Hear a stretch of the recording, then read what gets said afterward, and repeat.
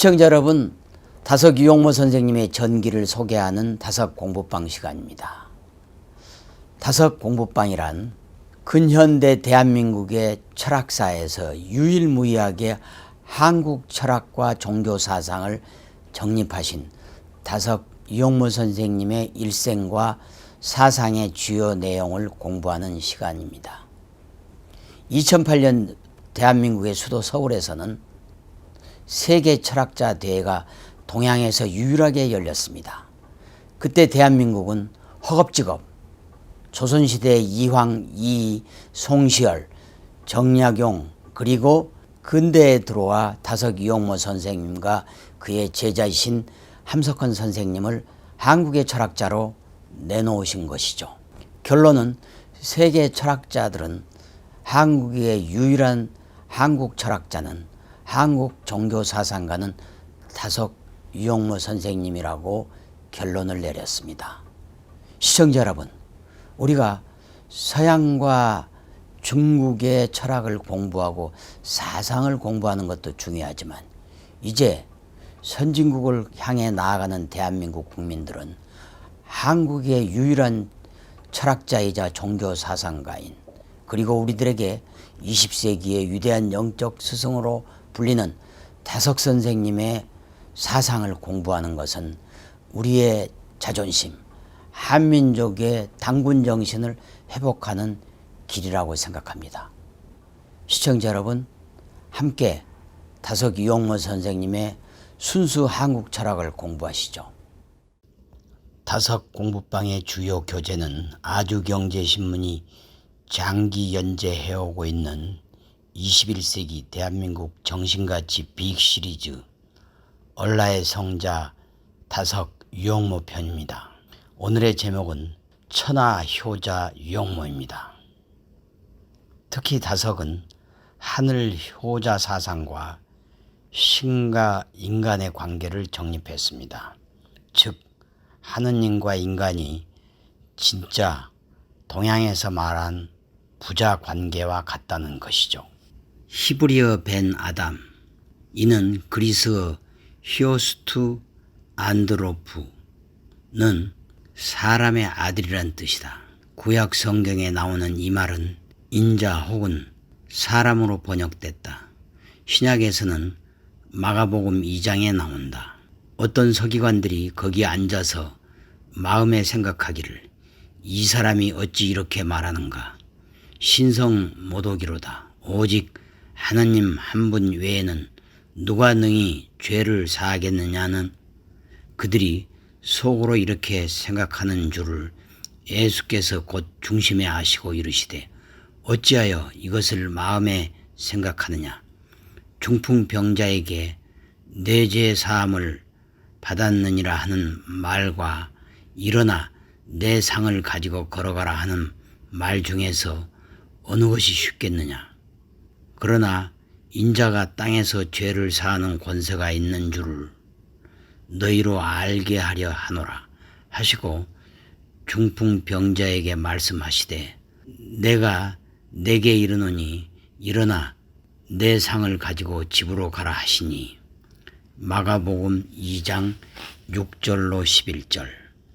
영어 성경에서는 벤 아담을 Son of Man으로 옮기기도 하지만 모탈, 즉 반드시 죽을 수밖에 없는 필멸의라고도 번역한다. 즉 인간의 자식이기에 신처럼 영원히 살 수 없는 존재란 뜻을 강조한 말이다. 그런데 유용모는 이 말에서 깊은 영감을 얻었다. 예수는 신을 향해 하나님 아버지란 호칭을 썼다. 사람의 자식이면서 하나님을 향해 아버지라 부르는 예수의 시범은 다른 인간에게도 신이 그런 기회를 주는 것이라고 해석할 수 있는 대목이기 때문이다. 신을 아버지라 부르는 호칭은 신과 인간 관계가 창조주와 피조물 관계이면서 인간 사이에 혈육 관계가 지닌 천연성을 지니고 있다는 함의를 나타낸다. 인간의 부자 관계는 자를 생산한 부가 일어난 관계다. 이 관계의 본질은 보다 근원적인 관계에서 빌려온 것이다. 신은 인간을 창조했다. 창조주인 신과 피조물인 인간 사이에는 부자관계가 성립한다. 오히려 인간 부자는 신의 창조를 거둔 인간과 그의 대리행위 속에서 생겨난 자식 간의 대리 부자관계라고 할 수 있다. 신과 인간의 부자관계야말로 참 부자관계라는 걸 뚜렷하게 직시한 사람이 유영모다. 인간 어버이가 보편적으로 자식에게 지니는 감정은 자비와 동일성 의식이라고 할 수 있다. 즉 자신의 핏줄인 자식을 저절로 사랑하게 되며 그 자식을 자신의 분신이라고 생각하는 자연스러운 마음을 지니게 된다. 인간 부자관계가 만들어낸 이런 감정은 천부와 인자 사이에 그 원형적 양상이 있었을 것이다. 유추해 보면 신은 인간에게 무한한 자비의 마음을 지니고 있으며 또한 신과 동일한 존재로서 인간을 응시하는 시선을 지니고 있을 것이다. 그런데 서구에서는 신의 무한한 사랑을 강조한 나머지 인자가 지니고 있을 유전적 동일성을 부각시키지 않은 측면이 있다. 오직 신의 뜻에 의해 간택되는 인간을 주목하여 그런 대상을 향한 신의 각별한 사랑을 강조하는 서사 구조만을 발전시켜 왔을 뿐이다. 그래서 성령을 입은 인간이 예수의 본질적인 측면을 깊이 살피지 못한 점이 있다. 예수가 스스로를 인자라 칭한 것은 신의 사랑을 받고 있다는 점을 넘어서서 신과 동일성을 지닌 존재라는 점을 부각한 것이다. 신과 인간의 동일성인 유전자는 어디에 있는가? 바로 성령에 있다. 유영모가 말하는 어리다. 인간에게 신의 얼로서 이루어진 정체성이 바로 얼라다. 아버지의 얼을 받은 아들의 자아인 셈이다. 아버지와 아들의 모든 것이 일치하지는 않듯이 신과 인간 사이에도 일치하지 않는 것이 있다. 육신을 받은 생명으로 존재하고 있는 인간의 현재성은 신성과 일치하지 않는다. 육신과 생명을 벗는 순간 규일이라고 말하는 까닭은 신성으로 합치하는 것이기 때문이다. 동질성이 회복되는 접점이다.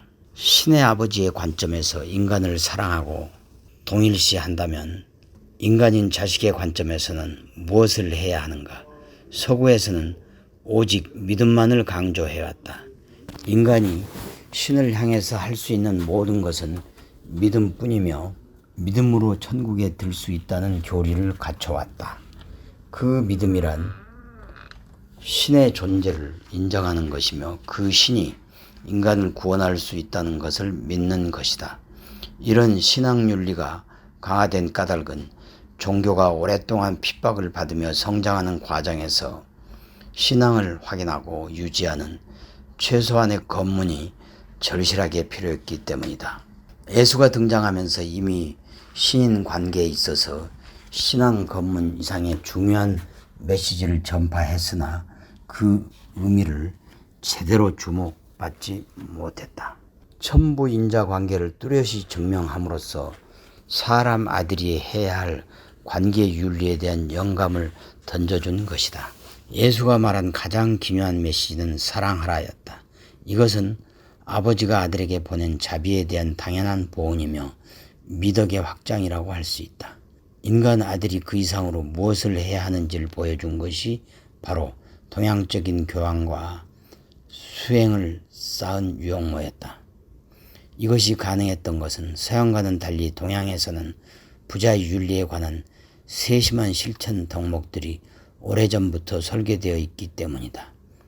그것이 효 혹은 효도, 효우돌이다. 효를 처음 설파한 사람은 공자다. 효는 인간 행위 중에서 가장 중요한 덕목으로 꼽히기도 한다.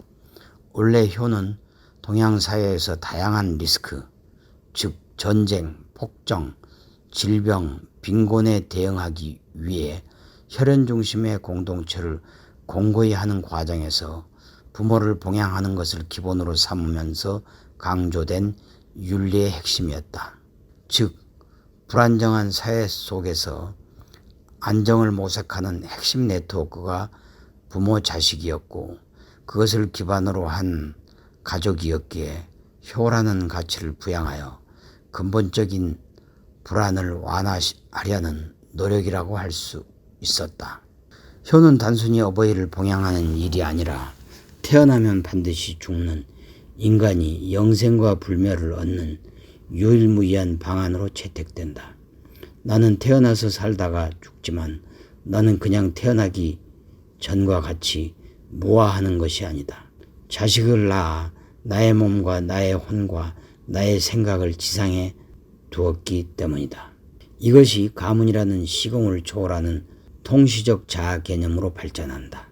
개체적 죽음보다 가치 있는 것은 통시적 자아의 끊이지 않는 삶이다. 공자는 이런 기본적 틀을 지니고 효를 단기적 사회 안정화의 소극적 수단으로만 여기는 데에서 더 나아가 삶과 죽음으로 갈라선 부모와 자식이라는 통시적 자아를 결합하는 방법을 고안했는데, 이것이 제사라는 방식의 미팅이다. 제사는 죽은 부모와 살아있는 자식을 정기적으로 만나게 함으로써 인간의 유한성을 극복하고자 했던 공자의 야심찬 기획이었다. 이것은 생전 때에만 강조되는 효를 영원으로 확대하여 인간의 삶의 가치를 완전하도록 하는 혁신적 사고였다. 공자가 부자라는 사적인 관계를 집요하게 고치하려고 한 까닭은 내리사랑과 치사랑의 차이가 부자의 윤리를 자주 훼손해왔기 때문이다. 즉, 어버이가 자식에게 하는 사랑은 자연스럽고 본능적인 것에 가깝지만 그 사랑에 보은하고 봉양하고 기억하는 치사랑은 교육되고 장려되고 분발하게 하지 않으면 이기심에 매몰되기 쉬운 감정인 것이 사실이다. 내리사랑은 있어도 치사랑은 없다는 속담은 거기에서 나왔다. 부성애는 윤리라고 볼 수 없지만 효는 윤리로 요구되는 것이다. 신과 인간 사이에도 다르지 않다. 신의 자비는 당연이지만 그 자비에 응답하는 인간의 신앙은 윤리에 가깝다. 그 윤리는 바로 효에 근접한다.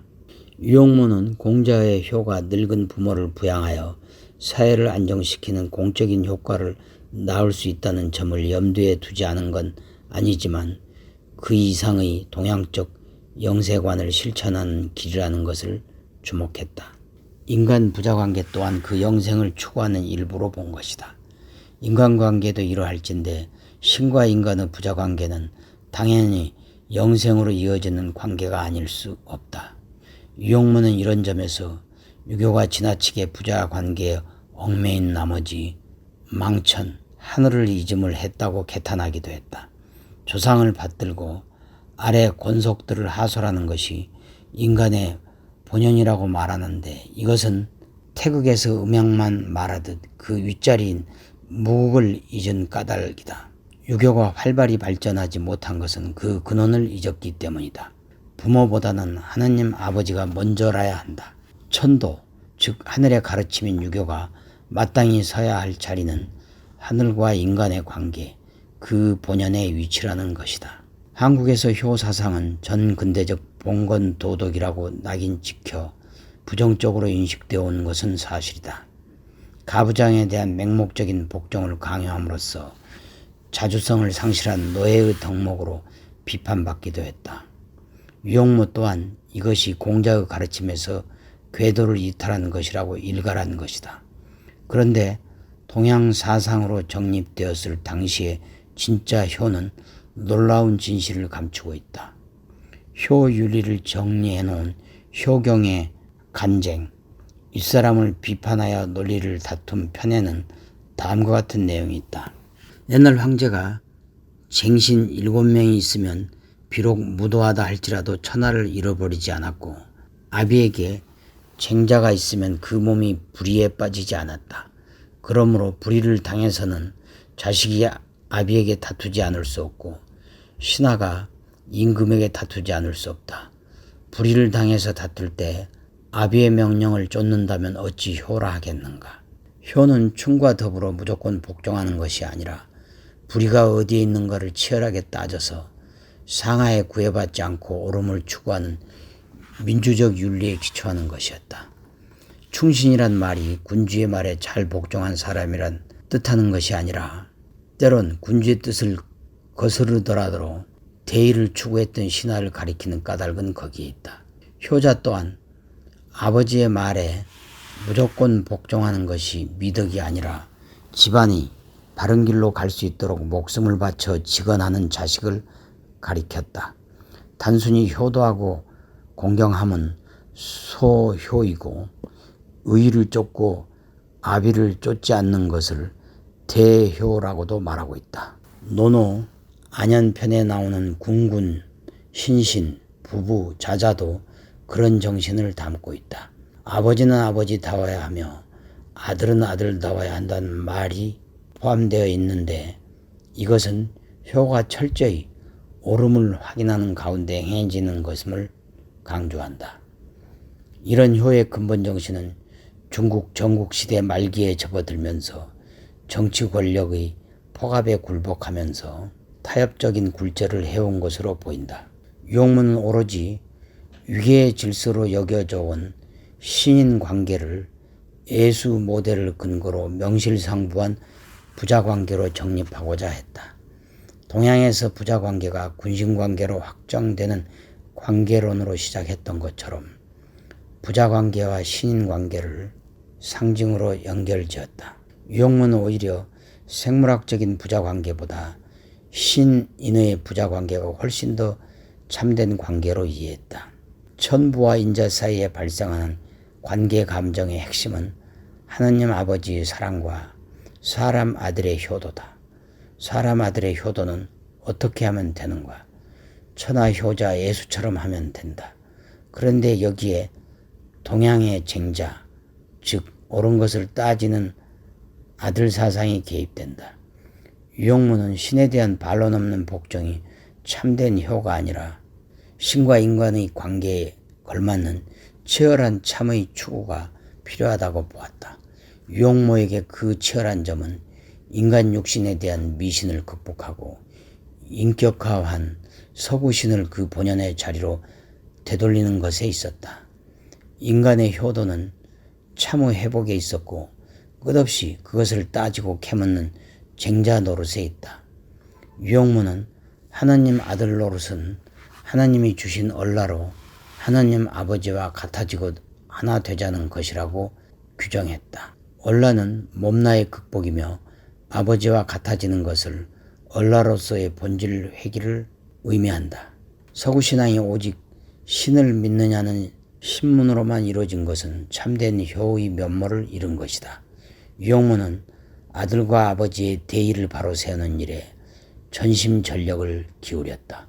그가 꿈꾼 규일은 완전한 부자 상봉이었다. 유형모가 운명하면서 했던 말은 아바디였다.